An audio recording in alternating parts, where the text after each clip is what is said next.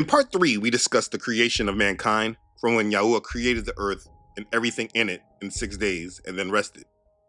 We saw how he formed Adam from the dust and breathed life into him. And we saw how he created woman from the rib of Adam.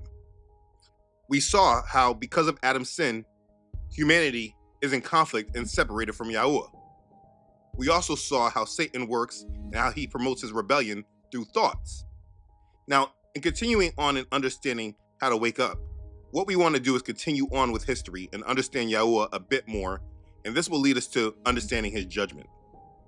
Today, because this world is moving towards a new world order, the people are not truly taught about Yah's wrath and that he's coming to judge this earth. We know he will do this because he has done it before, but because people are not truly taught about our Father, they don't truly understand him and that he will bring an end to all rebellion. He is just being patient and long-suffering and giving time for many people. Maybe it's you, but he has given time for people to repent and turn to him because he does not want anyone to perish. But he has said he will judge this earth, and we do see the first time he did this during the days of Noah. So in order to understand our Father better and also to understand the proper mindset you should hold in regards to our Father and his judgment, we will discuss the days of Noah and understand the judgment our Father brought to this world. Let's begin. Genesis chapter 6. Now it came to pass when men began to multiply on the face of the earth, and daughters were born to them, that the sons of Elohim saw the daughters of men, that they were beautiful, and they took wives for themselves of all whom they chose.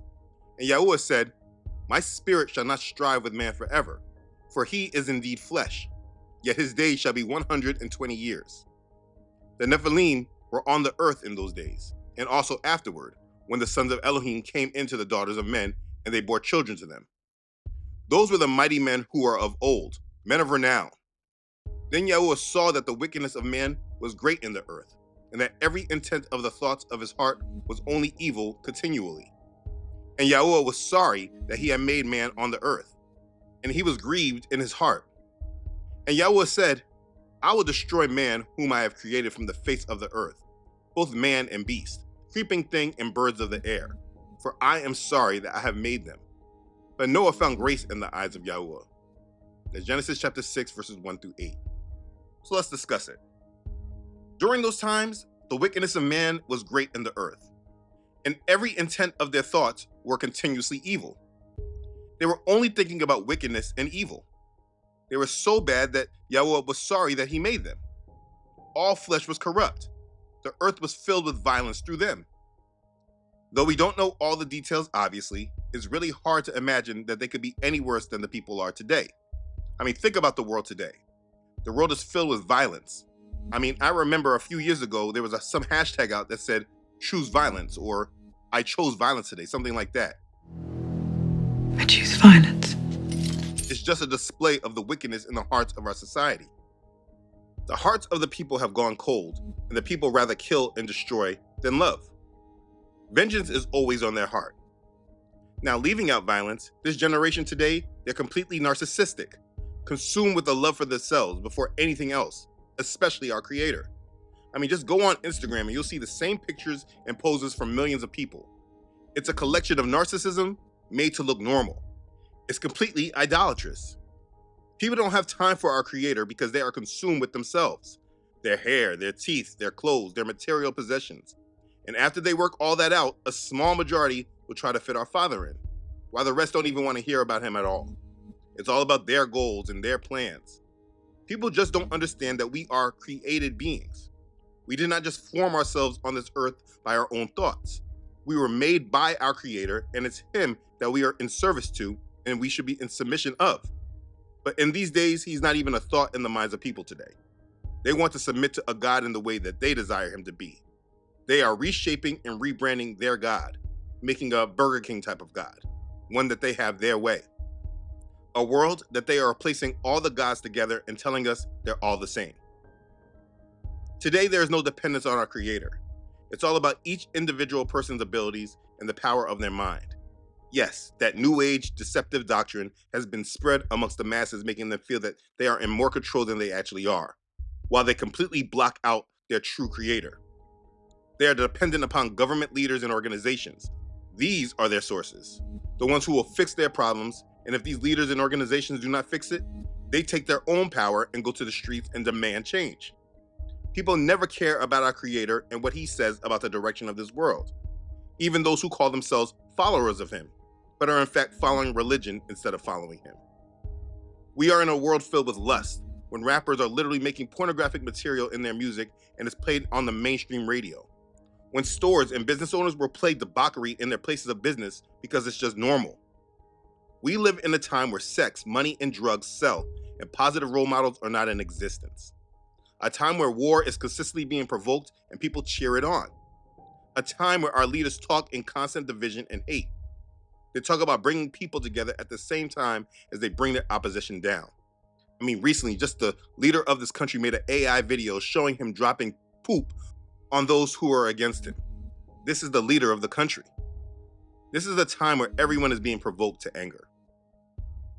We are in a time when love and hate means something different than it did in the past, where actually loving someone is now considered hate, where evil is considered good and good considered evil. A culture where people have been conditioned to say, I'm bad, you know it. A world where people are sedated by unknown drugs, where they're in unknowing states of hypnosis. A world where they are connected to mind-numbing devices that take away their power to think and to be an individual. It's a world that has replaced our Creator with a God of self, and that God of self will eventually be replaced with a false Messiah whom the world will worship as God. That is the world today, a world that does not want to hear about the truth, the way, and the life. Now, with all that said, I think this is the perfect time and segue for me to discuss something from part 3. Let me say this first. In part 3, I made a miscalculation that I try not to do in this ministry, but I made a mistake and I need to address it. In my videos, before I try to deal with the subject, I often like to get a sense of what the Matrix has programmed into the minds of people so I can understand the program. I did not do that in dealing with the dinosaur issue, and therefore I did not properly handle that topic as I normally would. You see, I am very removed from this Matrix and what people believe and what they teach. Early on, my oldest son, he was obsessed with dinosaurs, and it brought a problem later on that I still think is part of his problem today. I have removed this lie of dinosaurs from my life, and I live in a reality that has completely dismissed them. And you see, because of that, the way I dismissed them, I did not properly allow for understanding because I didn't recognize that people really still believed in dinosaurs. And that's not a dig at anyone, I just really didn't realize that people still believed in it. I assumed that coming from part 2 and explaining the Matrix and that these people are lying to you, I assumed that when I explained about only applying the word to what I know, that it would make enough sense. What I did not realize is that as I went through many Christian sites, I did not realize that Christianity has also brought in a program and taught people how to apply dinosaurs with the Bible. I never came under that program. So I want to address this. Just because you see behemoth in the scripture, it does not mean you can make it a dinosaur. Let's just say that first. We don't know what Yahweh is referring to when he speaks of the behemoth. Let me ask you, when you read about what Yahweh spoke about in reference to the behemoth, how do you know that he's not referring to an elephant? You don't see an elephant being referred to in the scriptures, and it could be the same thing. We don't know though. I know that when I read the scriptures, this is what I thought, but because I don't know, I don't say it. I don't know if I've seen a behemoth or not. I assume it could be an elephant, but I don't know. Maybe we've seen behemoths, maybe we have not in our modern day. But what we cannot do is force these people's science to make sense according to the word. We cannot do that. This is a part of the Matrix, and I assume that after part 2, that was understood. But being that it isn't, let me just clarify it all. First thing, let's deal with this. Please understand a couple things. Whatever a behemoth is, it would have had to been on the ark. Yah did not say he was destroying all of his creation and not preserving it. The main reason for rejection of dinosaurs is not just about the creature itself, but the story that surrounds it. There is what they call an extinction level event. Science has said there has been 5 of them, with dinosaurs being part of the last one. They don't include the flood. Now, there has been lots of debate about exactly what killed the dinosaurs. But since the 1980s, scientists have believed the main culprit was an asteroid.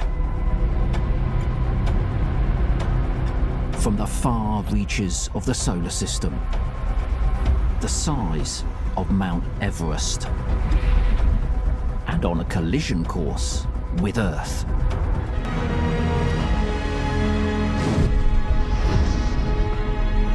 The blast annihilates everything within its reach. Earthquakes and tsunami tear across the planet. False. Please understand, you can't have dinosaurs without this extinction level event. You also can't have dinosaurs without evolution. They say dinosaurs are evolution of reptiles. This is the same story of how they teach that humans evolved from monkeys. You see, many people, they like to pick up this topic about dinosaurs and isolate it and then tie it to the Bible while leaving out the rest of the story of what has been told of them. You cannot do that. Someone has given you a claim and told you this is what this whole topic is about. Either you believe their whole story or you don't, but you don't take bits and pieces of it to mold what you want to believe. When you do this, this is a part of the matrix and is very dangerous. So let me do what I should have done. Let me explain it. You only know of dinosaurs because of Freemasonry. Richard Owen, the paleontologist who created the term dinosaurs, is why you know the name dinosaur. Owen was a Freemason. His family is very much connected to Freemasonry. He created the word dinosaur by combining dienos, the Greek word for terrible, with sauros, which means lizard. And that's where you get this term from. You say dinosaur because of Freemasonry. Point number one. Understand that the story and understanding that you have been taught about dinosaur comes from Freemasons who lie and teach falsehood in order to steer the world to the light of Lucifer. And it's easy to understand why they did this with this subject. I have tried to go by a rule in this ministry, and that is, if I can't truly prove it, I don't teach it. And that's why I glossed over dinosaurs without really explaining what it is I believe these actual bones are. But being that I see that this dinosaur story is very much what people are holding on to, I want to provide more insight. And where we are in this discussion of creation is a perfect time to bring it up. So as we just read in Genesis chapter 6, the Nephilim were on the earth. But you see, the book of Genesis doesn't truly cover them. If we go to the book of Enoch, we do get more information. Please follow. It happened after the sons of men had multiplied in those days that daughters were born to them, elegant and beautiful. And when the watchers, the sons of heaven, beheld them, they became enamored of them, saying to each other, "Come, let us select for ourselves women from the progeny of men, and let us beget children." That's Enoch chapter 7, verses 1 and 2. We'll skip over to verse 10. Then they took women, each choosing for himself, whom they began to approach, and with whom they cohabited, teaching them sorcery, incantations, and the dividing of roots and trees.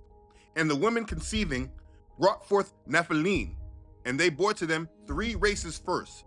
The great Nephilim, the Nephilim brought forth the Nephilim, and the Nephilim brought forth the Eliod. And they existed, increasing in power according to their greatness, whose stature was each 300 cubits. These devoured all the labor of men until it became impossible to feed them, when they turned themselves against men in order to devour them, and began to injure birds, beasts, reptiles, and fish, to eat one another's flesh and to drink their blood.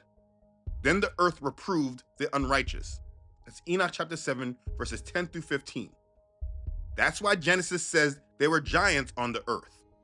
The Nephilim is something that we have not seen before.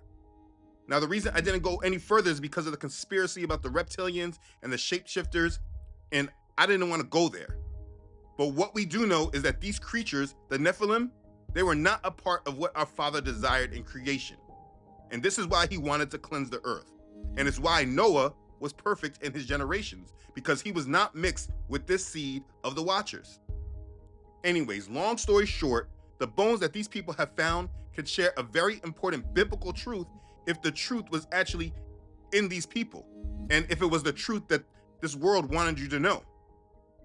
Please just do your own research on the beginning of why you believe in dinosaurs. Here's a brief understanding that I'll give you here. The first dinosaur fossil documented by a scientist was 350 years ago in 1677. It was part of a femur discovered in the shale mine in England, then sent to a local museum. The curator had never seen anything like it. He thought it must have been a thigh bone from a war elephant, from some ancient battle, or the femoral head of a giant human. A giant human as described in the Bible. This was the conclusion that he made.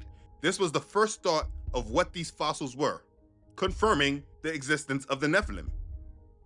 Now, 150 years later, in 1824, a professor from the University of Oxford, he's the first professor of geology, William Buckland, he found some vertebrae in nearby quarries, and he recognized that they have come from a huge reptile-like creature that was not a known living species. And he addressed the Geological Society of London on February 20th, 1824, providing a formal scientific name for the fossil, Megalosaurus, meaning great lizard. Now, please note that the Geological Society is the oldest geological society in the world. It was inaugurated on November 13th, 1807, at a dinner at the Freemasons Tavern. The Geological Society held its meetings at the Freemasons Tavern. The Freemasons Tavern was established in 1775 in the West End of London. It served as a meeting place for a variety of notable organizations from the 18th century until it was demolished in 1909. What I am displaying to you is that from the beginning, Freemasonry had their hands on the truth of these bones. And what they did was they formed their narrative around the truth. The only reason you know the term dinosaur is because of Freemasons. And they developed the science because then later on you have wealthy Freemasons like George Peabody, who is known as the father of modern philanthropy, and he created his Museum of Natural History. And in that museum, he put forth discovery of 56 new species of dinosaurs. They took these bones and they used it like a puzzle, and they created dinosaurs with them. And eventually their lie in the story came into your classroom and in your television and in your movies. And they made sure that you knew about this from the time that you were very young and not really able to really question this. I think they teach about dinosaurs between like grades 3 through 5. Highly impressionable years. It's called indoctrination. And why did they create this indoctrination? Because if they taught truly that these bones were from the Nephilim, it would tell people that the Bible was true and that all that was written in the Bible was true. And being that Freemasons are here to spread false light leading to Satan, it's easier to make a story of an alternate creation and a different extinction story that completely contradicts the scriptures and puts science in the driver's seat. And this is a summed up, condensed version of what they did. You would not know about dinosaurs if it was not for Freemasons. The first time they found one of these fossils, they concluded it was from a giant human in the Bible. Do you think that they were going to keep finding these bones and then confirm the Bible to you? If they did that, don't you think that that would make the world a much different place if they were confirming the Bible? They actually do their best to make sure that we don't believe the Bible. And then what they did for Christians is they made a program that says behemoths and leviathans are dinosaurs. And so because of that, you ignore everything else that they said about them, all the other story about their extinction and everything like that, and you just say, oh, dinosaurs are real, it's in the Bible. This is the Matrix. And what I'm asking you to do is wake up from it. I stand very firmly on believing what our Father tells us, and I reject what man has said if Yahweh did not tell me. This isn't about me knowing everything as people very much try to attack me with. This is how we stay sane and keep our minds from being manipulated by our enemy. I didn't think I needed to go so deep, and that was my mistake because I didn't recognize how deeply this lie was entrenched and how they programmed so many with this behemoth connection. You cannot just pick parts of their lie to believe. The minute that they say something and you see a falsehood attached to it, you have to reject it, especially if it's mainstream. It is the safest thing to do so that you're not manipulated. Understand what this series is. This series is about waking you up, and waking you up is about preserving your mind from liars who are trying to steal your soul and steer you to hell. Ask yourself, before you choose to argue about something, about a point that I bring up, ask yourself, how does this point that you're arguing for keep you in alignment with Yahweh? Oftentimes, these arguments that you'll find are just ways to preserve the mental program that you allowed in from these people. It's used to justify some attachment to the Matrix. It's your choice what you believe, but I simply am teaching how I preserve my mind and the minds of my children during the most wicked and deceptive time in history. And you know what? It's working for us. Instead of trying to argue instantly, please review your thoughts and ask how it helps preserve you for Yahuwah, because this is the only thing that matters.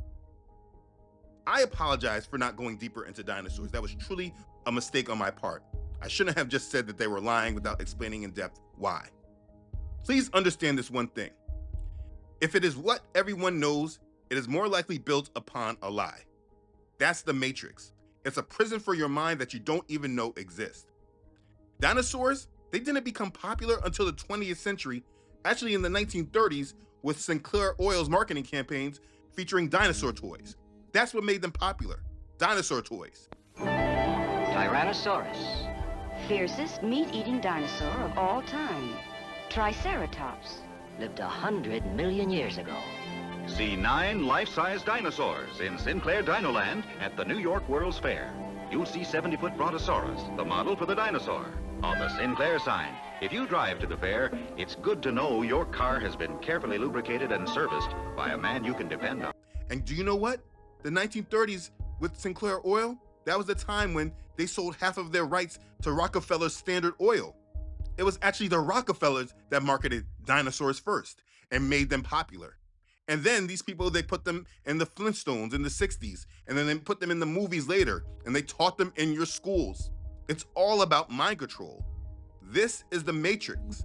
Please keep your minds free, and if you just listen to my warning about sticking to the word itself, which I believe was very sound advice, most of these arguments would never be.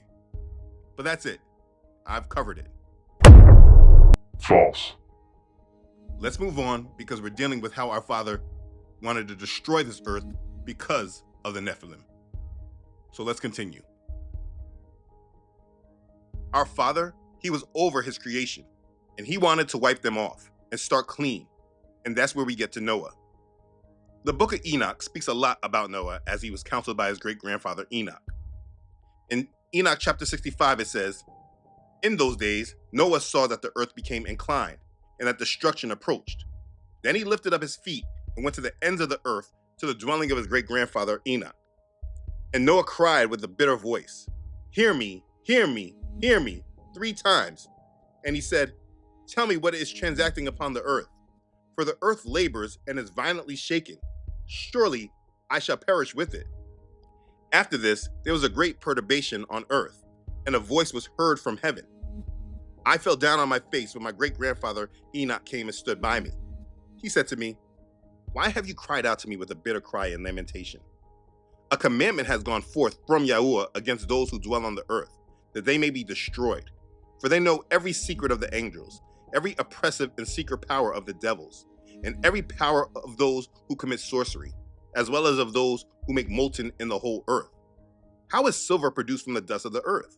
And how on the earth does the drop exist? For lead and tin are not produced from the earth, as the primary fountain of their production.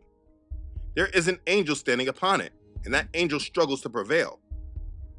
Afterwards, my great-grandfather Enoch seized me with his hand, raising me up and saying to me, 'Go, for I have asked Yahuwah of hosts respecting this perturbation of the earth,' who replied, 'On account of their impiety, have their innumerable judgments been consummated before me.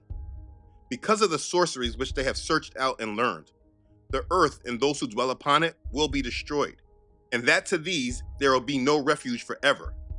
They have discovered secrets, those who have been judged, but not you, my son. Yahuwah of hosts knows that you are pure and good from the reproach of secrets. He, the Holy One, will establish your name in the midst of the Kodashim, and will guard you from those who dwell upon the earth. He will establish your seed in righteousness, for kings and for great glory. And from your seed shall spring forth righteousness and holy men without number forever.'" Enoch chapter 65, verses 1 through 11. You see, Noah was found righteous before Yahuwah, and he was said to be guarded. The book of Enoch speaks a great deal about all of this with Noah. But as I just spoke about, Yahuwah, he was done with his creation, and he chose Noah. So let's continue reading Genesis chapter 6. This is the genealogy of Noah. Noah was a just man, perfect in his generations. Noah walked with Elohim, and Noah begot 3 sons, Shem, Ham, and Japheth. The earth also was corrupt before Elohim, and the earth was filled with violence. So Elohim looked upon the earth, and indeed it was corrupt, for all flesh had corrupted their way on the earth. And Elohim said to Noah, "The end of all flesh has come before me, for the earth is filled with violence through them. And behold, I will destroy them with the earth. Make yourself an ark of gopher wood. Make rooms in the ark and cover it inside and outside with pitch. And this is how you shall make it. The length of the ark shall be 300 cubits, its wide 50 cubits, and its height 30 cubits. You shall make a window for the ark. You shall finish it to a cubit from above, and set the door of the ark in its side. You shall make it with lower, second, and third decks. And behold, I myself am bringing floodwaters on the earth, to destroy from under heaven all flesh in which is the breath of life. Everything that is on the earth shall die. But I will establish my covenant with you, and you shall go into the ark. You, your sons, your wife, and your sons' wives with you. And of every living thing of all flesh, you shall bring 2 of every sort into the ark, to keep them alive with you. They shall be male and female. Of the birds after their kind, of animals after their kind, and of every creeping thing of the earth after its kind. 2 of every kind will come to you to keep them alive. And you shall take for yourself of all food that is eaten, and you shall gather it to yourself, and it shall be food for you and for them." Thus Noah did, according to all that Elohim commanded him, so he did. That's Genesis chapter 6, verses 9 through 22. So yeah, Noah was perfect in his generations. Now this was important because of the Nephilim, as it said that the sons of Elohim were mating with the daughters of men, and they were tainting creation. But Noah was perfect in his generations, and he built the ark, and he preserved the living creatures. He also took food for his family to be eaten and for the animals. Let's keep going. Genesis chapter 7. Then Yahweh said to Noah, "Come into the ark, you and all your household, because I have seen that you are righteous before me in this generation. You shall take with you 7 each of every clean animal, a male and his female, 2 each of animals that are unclean, a male and his female, also 7 each of birds of the air, male and female, to keep the species alive on the face of all the earth. For after 7 more days, I will cause it to rain on the earth 40 days and 40 nights, and I will destroy from the face of the earth all living things that I have made." And Noah did according to all that Yahweh commanded him. Noah was 600 years old when the floodwaters were on the earth. So Noah and his sons, his wife, and his sons' wives went into the ark because of the waters of the flood. Of clean animals, of animals that are unclean, of birds, and of everything that creeps on the earth, 2 by 2 they went into the ark to Noah, male and female, as Elohim had commanded Noah. And it came to pass after 7 days that the waters of the flood were on the earth. In the 600th year of Noah's life, in the 2nd month, the 17th day of the month, on that day all the fountains of the great deep were broken up, and the windows of heaven were opened, and the rain was on the earth 40 days and 40 nights. On the very same day, Noah and Noah's sons, Shem, Ham, and Japheth, and Noah's wife, and the 3 wives of his sons with them, entered the ark. They and every beast after its kind, all cattle after their kind, every creeping thing that creeps on the earth after its kind, and every bird after its kind, every bird of every sort. And they went into the ark to Noah, 2 by 2, of all flesh in which is the breath of life. So those that entered, male and female of all flesh, went in as Elohim had commanded him, and Yahweh shut him in. Genesis chapter 7, verses 1 through 16. I want you to notice that even during the times of Noah, they still knew the difference between the clean and unclean animals. When understanding this deeper, the book of Jasher gives a more detailed account of what happened during the days of Noah, when Noah was warning the people. Like Jasher chapter 5, verse 22, it says, "In that time, Yahweh said to Noah and Methuselah, stand forth and proclaim to the sons of men all the words that I spoke to you in those days, perchance that they may turn from their evil ways. And I will then repent of the evil and will not bring it. And Noah and Methuselah stood forth and said in the ears of the sons of men all that Elohim had spoken concerning them. But the sons of men would not hearken, neither would they incline their ears to all their declarations." That's Jasher chapter 5, verses 22 through 24. And you see, this is likened to us, just in a different way. Yahweh gave us his word and prophesied to us of what is to come to this world. He told us all that we need to know to understand him and his desire for us. He told us how people will be in the last days. It says, "But know this, that in the last days perilous times will come. For men will be lovers of themselves, lovers of money, boasters, proud, blasphemers, disobedient to parents, unthankful, unholy, unloving, unforgiving, slanderers, without self-control, brutal, despisers of good, traitors, headstrong, haughty, lovers of pleasure rather than the lovers of Elohim, having a form of godliness but denying its power. And from such people, turn away. That's 2 Timothy chapter 3, verse 1 through 5. And this prophecy has been validated and fulfilled if you just look at the world today. This is what we're dealing with today. And for many of us, we're out here warning these people, telling people where the world is heading and that judgment is coming because our Creator has forewarned us. And just like the generation of people who Noah was warning, how they responded is exactly how the people of today responded. They do not hear us or give our warnings true consideration. They just continue moving deeper in their sins and aligning themselves with the fate of this world. I mean, the amount of people who speak against me for just trying to warn them about Yah's wrath and judgment, it's ridiculous. But we don't stop, we keep trying. The people today are no different than during Noah's time. If we keep reading in Jasher, he gives more detail about what it's like when the rain started. And all the sons of men that were left upon the earth became exhausted through evil on the account of the rain. For the waters were coming more violently upon the earth, and the animals and beasts were still surrounding the ark. And the sons of men assembled together, about 700,000 men and women. And they came unto Noah to the ark. And they called to Noah, saying, Open for us, that we may come to thee in the ark. And wherefore shall we die? And Noah, with a loud voice, answered them from the ark, saying, Have you not all rebelled against Yahuwah, and said that he does not exist? And therefore Yahuwah brought upon you this evil, to destroy and cut you off from the face of the earth. Is not this the thing that I spoke to you of 120 years back? And you would not hearken to the voice of Yahuwah? And now you desire to live upon the earth? And they said to Noah, We are ready to return to Yahuwah. Only open for us that we may live and not die. And Noah answered them and said, Behold, now that you see the trouble of your souls, you wish to return to Yahuwah. Why did you not return during these 120 years, which Yahuwah granted you as the determined period? But now you come and tell me this on account of the troubles of your souls. Now also Yahuwah will not listen to you, neither will he give ear to you on this day, so that you will not now succeed in your wishes. And the sons of men approached in order to break into the ark, to come in on account of the rain, for they cannot bear the rain upon them. And Yahuwah sent all the beasts and animals that stood around the ark, and the beasts overpowered them and drove them from that place. And every man went his way, and they scattered themselves upon the face of the earth. Jasher chapter 6, verses 16 through 25. You see, Jasher tells us that Noah was preaching repentance for 120 years while he was building the ark. As he was building, he was telling the people to hearken to the voice of Yahuwah, and they ignored him. They saw him building the ark in preparation for this flood, but they thought him to be crazy more than actually hearing from our Father. Exactly like today. We are obviously not in the majority, but there are believers around the world that are preaching the same message of repentance, stressing the importance of submission to the Most High, telling the people that judgment is coming. But the people are not listening. They are eating and drinking, getting married, partying, toasting it up to the good life. They don't want to hear it.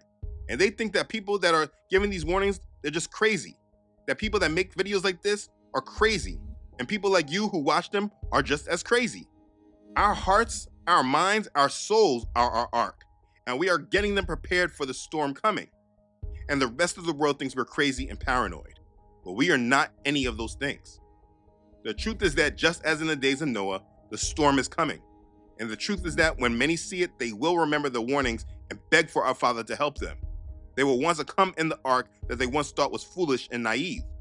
This is an unfortunate reality that many must come to terms with. They will say the same things just like they said in the days of Noah. We are ready to return to Yahuwah, only open for us that we may live and not die. But for many, it's going to be too late. The people mocked Noah until they saw what was coming at them, but it was too late. Everyone wants to repent and do right when the trouble starts. But Yah wants your heart not just when you're desperate, but period, he wants it, because it shows you truly love him. Nobody wants that sometimey type of love. I love you when I think about you or when I need you. But when I'm good or busy, you never come to my mind. I know I hate that type of love, so I can imagine how our Creator feels. He created everything, and the world just treats him very badly. Anyways, They all wanted on the ark when they saw what was upon them, and that's a bad place to be. But this will be the case for many in this world, and I'm hoping that it's not you, and you are making yourself ready for him now. Let's finish up with the account in Genesis. Now the flood was on the earth 40 days. The waters increased and lifted up the ark, and it rose high above the earth. The waters prevailed and greatly increased on the earth, and the ark moved about on the surface of the waters. And the waters prevailed exceedingly on the earth, and all the high hills under the whole heaven were covered. The waters prevailed 15 cubits upward, and the mountains were covered. And all flesh died that moved on the earth, birds and cattle and beasts, and every creeping thing that creeps on the earth, and every man, all in whose nostrils was the breath of the spirit of life. All that was on the dry land died. So he destroyed all living things which were on the face of the ground, both man and cattle, creeping thing and bird of the air. They were destroyed from the earth. Only Noah and those who were with him in the ark remained alive. And the waters prevailed on the earth 150 days. Genesis chapter 7, verses 17 through 24. And so yes, Yahweh judged all the earth, and all flesh died. He destroyed every living thing. Let's continue. Genesis chapter 8. Then Elohim remembered Noah, and every living thing, and all the animals that were with him in the ark. And Elohim made a wind to pass over the earth, and the water subsided. The fountains of the deep and the windows of heaven were also stopped, and the rain from heaven was restrained. And the waters receded continually from the earth. At the end of the 150 days, the waters decreased. Then the ark rested in the 7th month, the 17th day of the month, on the mountains of Ararat. And the waters decreased continually until the 10th month. In the 10th month, on the 1st day of the month, the tops of the mountain were seen. So it came to pass at the end of 40 days that Noah opened the window of the ark which he had made. Then he sent out a raven, which kept going to and fro until the waters had dried up from the earth. He also sent out from himself a dove to see if the waters had receded from the face of the ground. But the dove found no resting place for the sole of her foot, and she returned into the ark to him, for the waters were on the face of the whole earth. So he put out his hand and took her and drew her into the ark to himself. And he waited yet another 7 days, and again he sent the dove out from the ark. Then the dove came to him in the evening, and behold, a freshly plucked olive leaf was in her mouth. And no one knew that the waters had receded from the earth. So he waited yet another 7 days, and sent out the dove, which did not return again to him any more. And it came to pass in the 601st year, in the 1st month, the 1st day of the month, that the waters were dried up from the earth. And Noah removed the covering of the ark and looked, and indeed the surface of the ground was dry. And in the 2nd month, on the 27th day of the month, the earth was dried. Then Elohim spoke to Noah, saying, Go out of the ark, you and your wife and your sons wives with you. Bring out with you every living thing of all flesh that is with you, birds and cattle and every creeping thing that creeps on the earth, so that they may abound on the earth and be fruitful and multiply on the earth. So Noah went out, and his sons and his wife and his sons' wives with him. Every animal, every creeping thing, every bird, and whatever creeps on the earth, according to their families, went out of the ark. Genesis chapter 8, verses 1 through 19. And so Noah was preserved and came off the ark with his family. We'll finish chapter 8. Then Noah built an altar to Yahweh, and took of every clean animal and of every clean bird, and offered burnt offerings on the altar. And Yahweh smelled a soothing aroma. Then Yahweh said in his heart, I will never again curse the ground for man's sake, although the imagination of man's heart is evil from his youth. Nor will I again destroy every living thing as I have done. While the earth remains, seedtime and harvest, cold and heat, winter and summer, and day and night shall not cease. Genesis chapter 8, verses 20 through 22. Again, please notice that even at this time, no one knew the difference between the clean and unclean animals. We'll finish this up by going over the covenant Yahweh made with Noah. Genesis chapter 9. So Elohim blessed Noah and his sons and said to them, Be fruitful and multiply, and fill the earth. And the fear of you and the dread of you shall be on every beast of the earth, on every bird of the air, on all that move on the earth, and on all the fish of the sea. They are given into your hand. Every moving thing that lives shall be food for you. I have given you all things, even as the green herbs, but you shall not eat flesh with its life, that is, its blood. Surely for your lifeblood I will demand a reckoning. From the hand of every beast I will require it, and from the hand of man. From the hand of every man's brother I will require the life of man. Whoever sheds man's blood, by man his blood shall be shed. For in the image of Elohim he made man. And as for you, be fruitful and multiply. Bring forth abundantly in the earth and multiply in it. Then Elohim spoke to Noah and to his sons with him, saying, And as for me, behold, I establish my covenant with you, and with your descendants after you, and with every living creature that is with you, the birds, the cattle, and every beast of the earth with you, of all that go out of the ark, every beast of the earth. Thus I establish my covenant with you. Never again shall all flesh be cut off by the waters of the flood. Never again shall there be a flood to destroy the earth.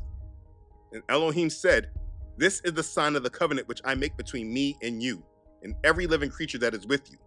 For perpetual generations, I set my rainbow in the cloud, and in it shall be for the sign of the covenant between me and the earth.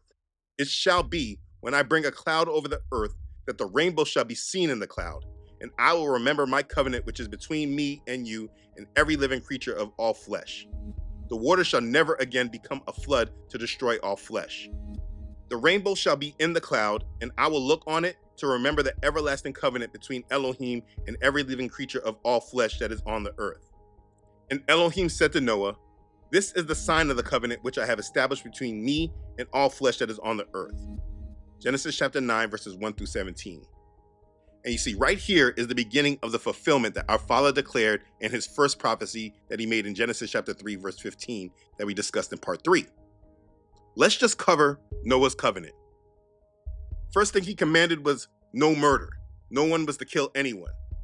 He then commanded them to be fruitful and to multiply. And he established a covenant with all of his creation, man and beast. He would never destroy the earth by flood again. And the rainbow is a sign of remembrance of this covenant. And so we know that he will never destroy the earth in this manner again. But notice he didn't say that he wouldn't judge the earth again. He just said he wouldn't do it by flood again. He will judge the earth again. And it's important that you are not one of the people that he is bringing judgment for, but you are one of the people he is guarding and bringing on the ark. So what you want to do is just make sure you are counted worthy to escape his wrath, and it has nothing to do with disappearing and going to heaven. So many people believe that he's going to protect his people and guard his people, and he absolutely will. The problem is that in Christian doctrine, the way that you think he's going to protect them and protect you is not the way, and it leads you to another path that has nothing to do with him. He does plan to guard his people. He will guard his people, and if you actually understand him, you will be ready for it as well. And this whole series is about directing you to understanding all of this before the time is too late. Understand though, judgment is coming, and Yahusha, our Messiah, said it will be like the days of Noah. And in those days, you just saw that there was a lot of people that heard the truth, but they ignored it. They disregarded it. They only took it serious when it was too late for them. Our Father is pleading with us to heed his warning and prepare for him, to continue to ready ourselves for him. But are you listening? The events that happened during the days of Noah are a foreshadow. They are a warning or an indication of the prophecy that we are foretold of in the book of Revelation and Daniel, amongst the other prophets. And what we see during those times are much worse than what was recorded in regards to Noah. But Yahusha said that those last days will be like the days of Noah. You want to make sure that you are ready for the times that are coming. And you want to make sure that you are ready and prepared. And you do this by making sure you know Yahuwah and you are in alignment with him. So right now, you must make the word your priority. You must submit to Yahuwah and make his kingdom your priority. So I hope this series, as we go through it, can help you grow in the knowledge of our Creator, his word, and how it all ties to this world. We will stop here for now and talk about what happened after Noah and his family got off the ark. Because what happens after is where religion starts. And so we will deal with this next. After Noah comes the birth of paganism. So please go to part 5 of this playlist and continue to grow in knowledge and truth. Live your life in the truth and stay out of the lies, because the kingdom of Yahuwah is truly at hand. Be ready for it and be blessed. Hallelujah. Praise Yah. Okay, thanks again for watching. If this has blessed you, please make sure to like it and share it with others. Please share this series with anyone that you think is trying to understand our Father better. If you have not already done so, please make sure you subscribe to this channel. Yah willing, I upload every Friday, and right now I'm uploading on Sundays and Tuesdays as well. Please don't forget to follow this ministry on Facebook and Instagram, as well as on my website, truthunedited.com. I want to thank everyone for all their support of this ministry. I truly appreciate your prayers and your support, all your messages of love. Thank you. And as always, I want to thank all those who donate to this channel. You know who you are. Your donations are a sincere blessing to this ministry, and I'm very appreciative and grateful for your blessings. Thank you. Be blessed. Okay, thanks again for watching, everyone. I love you all.